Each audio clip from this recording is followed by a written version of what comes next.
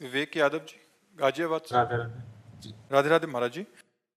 महाराज जी, परीक्षा में कुछ असफलताओं के बाद मन व्यथित रहता है। एक तरफ लगता है कि मैं कहीं अपने साथियों से पीछे छूटता जा रहा हूं, दूसरी तरफ लगता है अगर सफल नहीं हुआ तो मेरा क्या होगा। महाराज जी, ऐसे में महाराज जी मेरा मार्गदर्शन करें कि हाँ मैं बिल्कुल, कैसे। ये नई अवस्था में ये सोच तो होती है। अगर बच्चा हम एकाग्रता पूर्वक अपने पाठ को, तो हमें लगता है कि फेल कैसे हम हो गए। आपके ग्रंथ इतने बड़े बड़े नहीं, हमारे ग्रंथ इतने मोटे मोटे हैं। स्वाध्याय हर चीज का 10 साल पहले पढ़ा होगा, अगर वो बात पूछोगे तो अभी 10 मिनट में पूरी उसकी व्याख्या करके बता देंगे। अगर आप प्रयासरत हो, प्रयत्नरत हो, तो अपने विषय में असफल कैसे हो जाते हो। या तो आप ब्रह्मचर्यहीन हो रहे हो, इधर उधर प्रपंच कर रहे हो, अपनी पढ़ाई से विमुख आचरण कर रहे हो, मनोरंजन कर रहे हो। नहीं तो बच्चा, अपने चैप्टर को हमें 1 साल दिया जाता है, 1 वर्ष दिया जाता है अपने चैप्टर को कंठस्थ करने के लिए, पुष्ट करने के लिए। कितनी पढ़ाई होगी। बिल्कुल, मतलब जिस विषय में लगो उस विषय में एकदम। तो हम कह रहे हैं तुम्हारा जो चैप्टर है हम उसे कंठस्थ कर सकते हैं।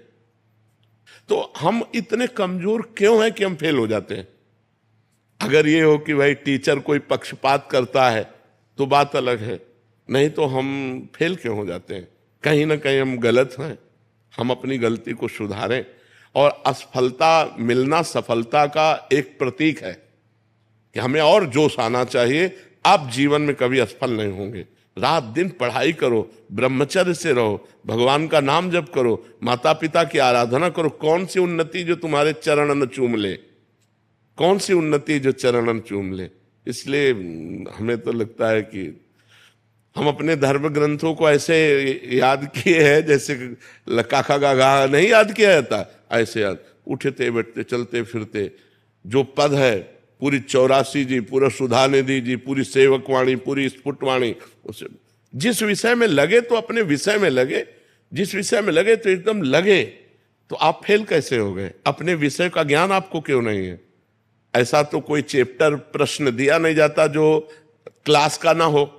मान लो आप 12वीं में हैं तो 12वीं के क्लास के अंतर्गत ही आपको दिया जाएगा। ऐसा नहीं है कि आपको आगे का दिया जाए।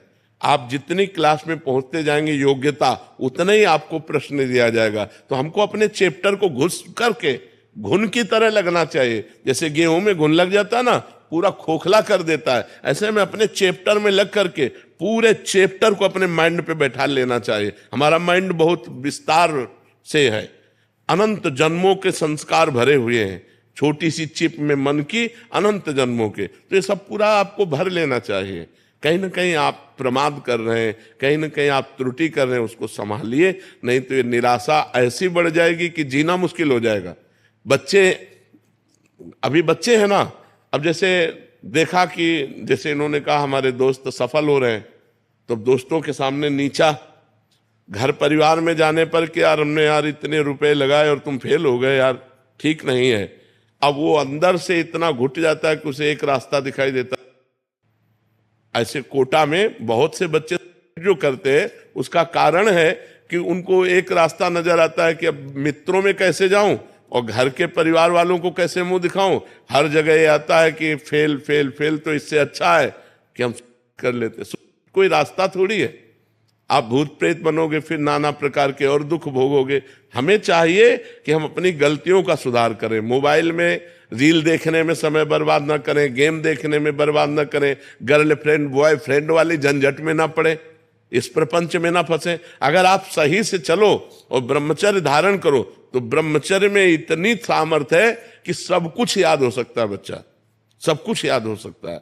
तो आप निराश मत हो, संयम में चलो और आगे उन्नति को प्राप्त हो। ऐसा नहीं कि बराबर अवनति हार ही हाथ लगेगी, ऐसा नहीं है। आप प्रयासरत रहो। ठीक है।